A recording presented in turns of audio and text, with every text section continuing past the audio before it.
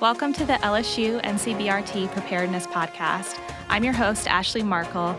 I am a curriculum development specialist here at NCBRT, and I work in collaboration with subject matter experts to create valuable and timely training for the responder community. The National Center for Biomedical Research and Training provides mobile training to both the national and international emergency response community. Welcome back to the podcast. Last time we talked about what feedback is, so head back to that episode if you're just joining us. Today we'll explore a little more about how feedback drives professional development, shapes organizational culture, and why having a strong feedback system is essential for an effective organization. So thanks for joining me again, Debi and Roy.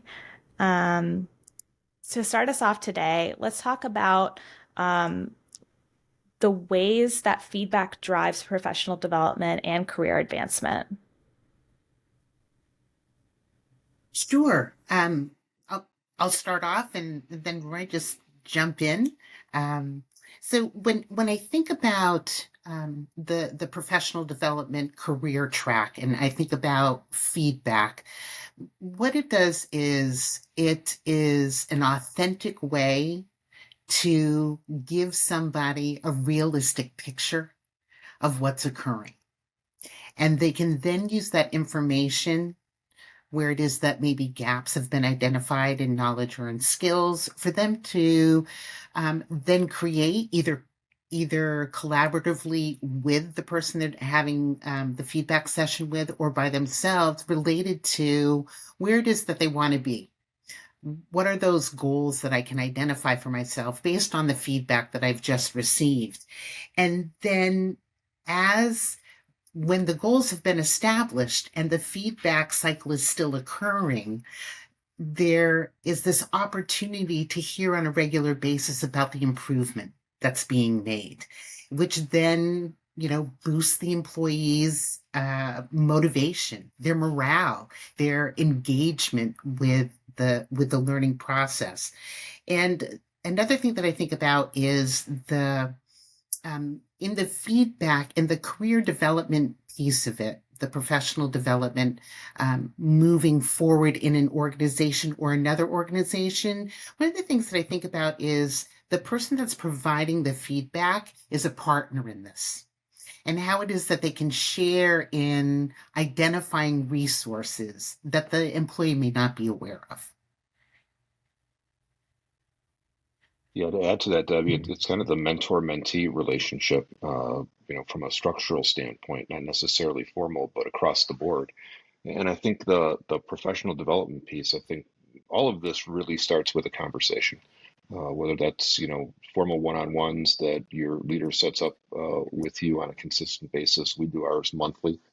My agency, I have both my agents in my organization. I have a weekly one actually with my property president. I meet with my team regularly about once a week, but we have formal one-on-ones with my team once a month, so we can kind of feel out where things are going. We're constantly having those conversations, and all of my managers have one-on-ones with their supervisors on a similar track. Then I'll take it one step further. About once a quarter, I'll actually do what I call a skip level meeting, where I'll have a one-on-one with one of the supervisors with the manager not present. So we're building that organizational culture for professional development. And a lot of it is a conversation about where do you want to be in a year, where you want to be in 3 years as an organization grows, and providing feedback for that. Sometimes it's the harder conversation though of you're 6 months into a position, someone's recently been promoted, and you realize that maybe this isn't a good role for them. Can you help them find a role that's better in the organization, both for them and for the organization? And in extreme cases, is it time to consider offboarding them into another position or another organization? And frankly, those are all mechanisms of feedback. And if we haven't given people the opportunity to improve, we're doing a disservice to ourselves and to our organizations and to our people. People are the most important part of any organization. But having the right people in the right seats and the bus is really important. It starts with feedback. Yeah, it takes me back to when I worked at the agency of education. And I had this great supervisor who happened to be the deputy secretary. And she had this expectation that we would be providing one-on-one sessions with all of our staff weekly.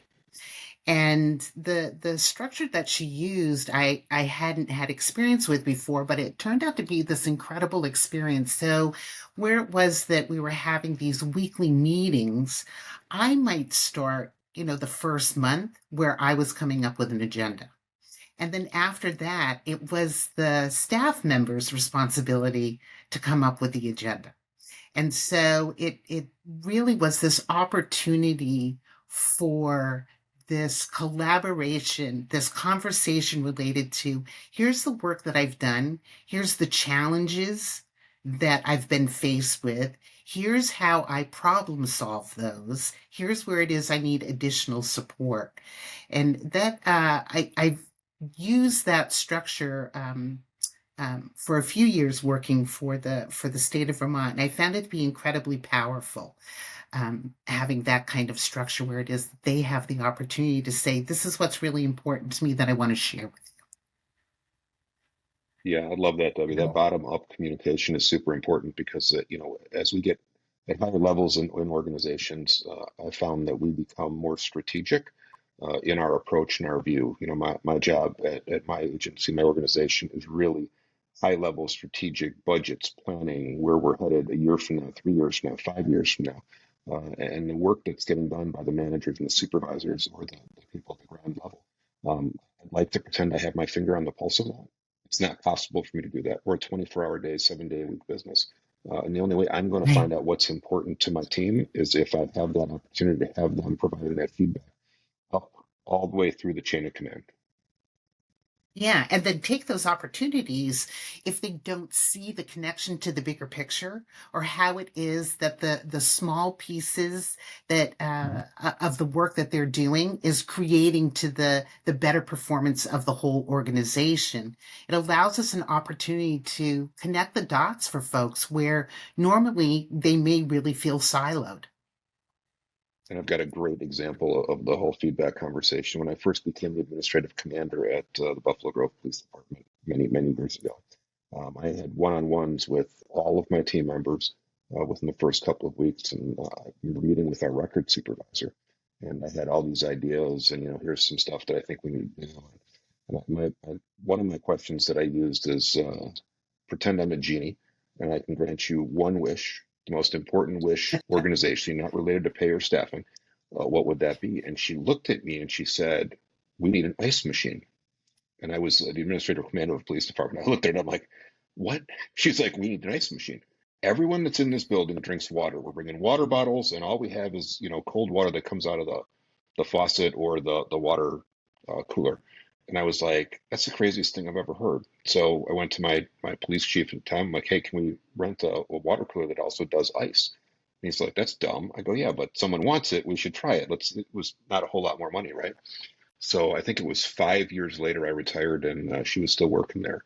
And she walks in my office the day I'm retiring, and she goes, "I just need you to know that the best thing anyone's ever done for me here is getting that ice maker." And I was like, I literally never would have thought of that ice maker because I was a strategy guy. I was off doing other things. I wasn't paying attention to what people needed. And that ice maker got so much use, I can't even begin to tell you how crazy that is. How would I have known? And yeah, and she felt heard. Yeah, and it She was felt important to her heard. 5 years later, right? Like crazy. Mm-hmm. Mm-hmm. Yeah. So now I get ice makers for every organization I go to. First thing I do is I get an ice maker. Great lesson learned. Yeah, she gave you feedback and you took that. Right. So kind of zooming out a little bit, what role does feedback play in shaping and sustaining an organization's culture? Mm. Yeah, that's a great question. I love that. I think it depends on the organization. I think, again, as I said earlier, high performing organizations have mechanisms in place for strong levels of feedback, for improvement, for product development, for idea sharing. Anytime a boss or a manager thinks they're the smartest person in a room and that no one else around you has good ideas, they've already failed. Certainly found that most good ideas come from places other than me. My job is to empower people to have those ideas. And again, that feedback loop.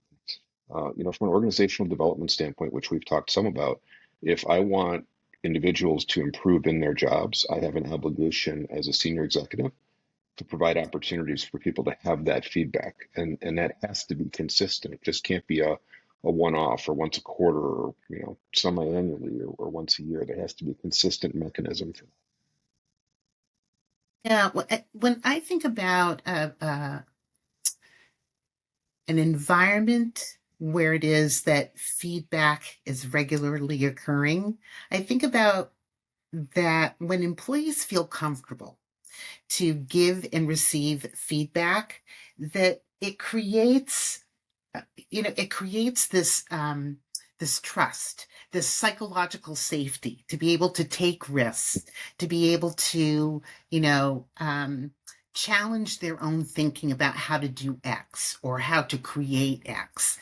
And it's something that also I think really benefits the leaders in the organization and benefits them in their own skill development. Because in the feedback cycle, in a process of feedback, you're talking about all levels. You're not just talking about a supervisor providing an opportunity to give feedback to one of their employees. You're talking about creating a system where everybody can give and receive feedback. And I just think about the leadership development that can occur when leaders are open uh, to hearing the feedback that staff that they work with have. I think the I'll key give too, an Debbie, example. oh, go ahead. Yeah. Well, an example is so when I was a young principal, like I made a lot of mistakes, and I remember those first 2 years in the school that I was at, and we would have staff meetings, and then there would be the staff meetings that would occur out in the parking lot afterwards, where people were really talking about things that they didn't feel either safe enough or comfortable enough to share in a staff meeting with me present. And it wasn't until I had developed a relationship with the school counselor where it is that she could say, hey, and I could say, what's really going on?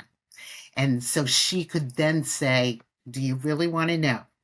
And give me that information, which made me in the long run a better principal to not only the students that I had responsibility for, but for the teachers that I was working with and supporting. Yeah, I refer to it as the meeting after the meeting, which That's is right. probably more important than the actual meeting itself. That's But right. to all Mhm. your points, I mean, both we're talking about formal and informal feedback, not just those formal mechanisms in place by an organization. But I know that for me, long story made short, up until recently, we were in two separate buildings, just from a structural standpoint. So our executive team was in a different building than the operations team. We recently, actually at the end of August, opened a new property where all of us are in the same building. So I spend a lot of time out of my office talking person to person to person to all of my team members, at the entry level positions. And the amount of information and feedback I get is fascinating because they know me, they trust me, they know they're going to see me at some point during the day. They're willing, I've allowed them to, and they're willing to give me feedback on things that are going well and things that aren't going well. It also helps to alleviate a lot of misunderstanding. Sometimes line level individual has an idea that they want to bring forward doesn't come forward, except we can't do it for a variety of reasons. It's not legal. It's outside the scope of what we do. And sometimes hearing that from a senior executive is pretty powerful. I know I had one of my officers very recently tell me how much he liked all of us being in the same facility because he not only sees me pretty much every day that he's working, but he sees the property president. And he can feel comfortable having a conversation or saying hello, at least knowing who that person is. And you can't do that in all organizations, right? Whether it's because you're in different buildings. And I think about LSU, y'all are pretty much remote these days. Like it's a very different environment, but I think relationships are really, really important in organizations. And I think that's where the real feedback happens. Yeah, I agree completely. The importance of relationships and developing relationships uh, should not be underestimated. So, to kind of wrap up this conversation today, what are some of the risks of not having a feedback mechanism in place in a workplace? Failure, complete and utter failure. You think about some of the biggest companies in the world that have failed to adapt and change and that aren't around anymore that you can't even imagine 30 years ago. Some of these big, stores, for example, that have failed.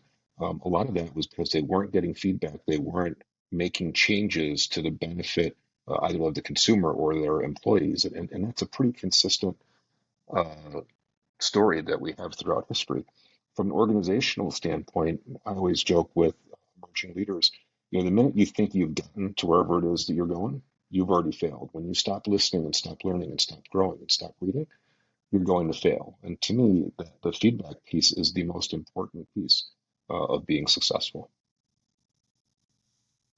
Yeah, I think about it when I'm thinking about places where it's not occurring. I think what happens is that your employees become disengaged. Mhm. Uh, they may feel ignored. They don't feel part of anything, whether it be the community or the work that needs to happen. I think about where it is that when you're saying the organization fails, there's no improvement that's occurring. There's probably a lot of status quo. There's probably a lot of dips that are occurring as well. And I think about the right? Like when that happens, it's too bad that there's all these missed opportunities that haven't been recognized. Another great book along those lines, Ashley, for your listeners, is Good to Great by Jim Collins.